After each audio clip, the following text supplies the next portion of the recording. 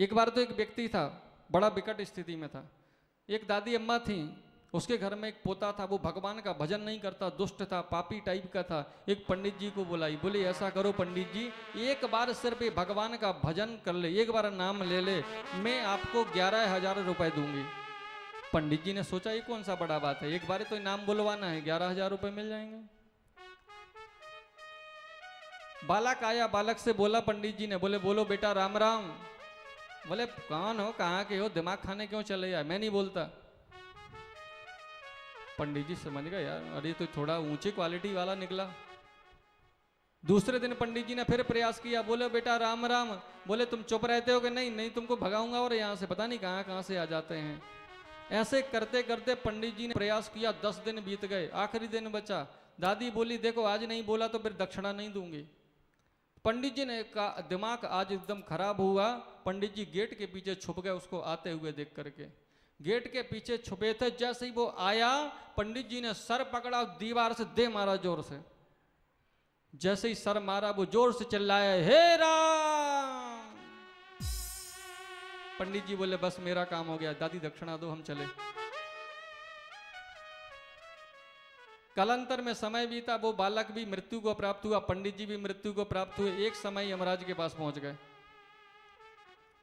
तो यमराज ने पंडित जी से भी पूछी आपकी अंतिम इच्छा क्या है, तो उस बालक से भी पूछी।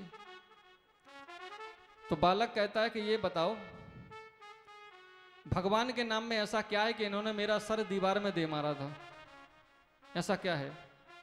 और एक ही बार मैंने नाम लिया, एक बार राम के नाम का फल क्या होता है वो बताओ। अब यमराज मृत्युदेव के पास गए, मृत्युदेव अंतक के पास गए, सबने अपनी अपनी फाइलें खोज ली, पर एक बार राम के नाम का फल क्या होता है वो किसी को पता नहीं। बोले 1 माला जपा होता, 2 माला जपा होता, 5 माला जपा होता तो लिखा होता। बोले ऐसा करो ब्रह्मा जी के पास ले चलो। सारे लोग मिलकर के ब्रह्मा जी के पास ले गए। बोले आप बताओ एक बार राम के नाम का फल क्या होता है। ब्रह्मा जी ने 4 वेद जो मुख में थे वो सारे देख लिए, नहीं मिला। ब्रह्मा जी शंकर जी के पास ले गए।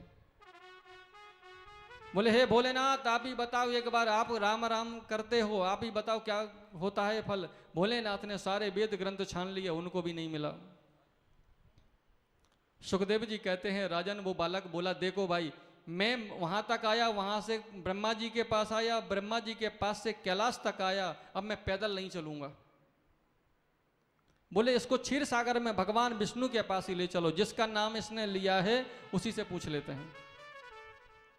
एक पालकी मंगाई गई, पालकी में उसे बिठाया गया, एक तरफ ब्रह्मा, एक तरफ मृत्युदेव, एक तरफ इंद्र और एक तरफ अग्निदेव।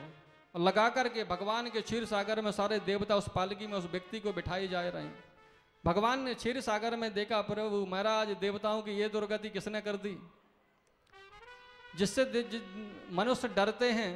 स्वयं कालों के काल महाकाल भोलेनाथ भी उस पालकी में लगे हैं। भगवान मुस्कुराए, पूछा भैया, देवताओं ने पालकी रखी, भगवान के पास गए, बोले भैया कौन है उस पालकी में इतना स्पेशल मेहमान, हमें भी तो मिलाओ। देवता बोले प्रभु बड़ी विचित्र लीला है, एक मनुष्य पूछता है एक बार राम का नाम फल लेने का फल क्या होता है। भगवान बोले हमें भी तो दर्शन करा दो। उस बालक को निकाला, भगवान के सामने सम्मुख खड़ा कर दिया। और सुखदेव जी कहते हैं राजन सभी देवताओं ने हाथ जोड़ करके निवेदन किया प्रभु एक बार आपका नाम लेने का फल क्या होता है। तो भगवान कहते हैं कि जो आत्मा से एक बार भी नाम ले ले वो उसकी पालकी में तुम्हारे जैसे देवता भी लग जाएं तो क्या कम है। और अब तो ये वैकुंठ में आ गया है, अब इसकी अधोगति नहीं हो सकती, अब तो इसकी मुक्ति हो गई महाराज। तो जो एक बार भी आत्मा से यदि परमात्मा का नाम ले ले तो उसका कल्याण भगवान कर देते हैं। अजामिल का भी इसी प्रकार भगवान का नाम लेने से कल्याण हो गया।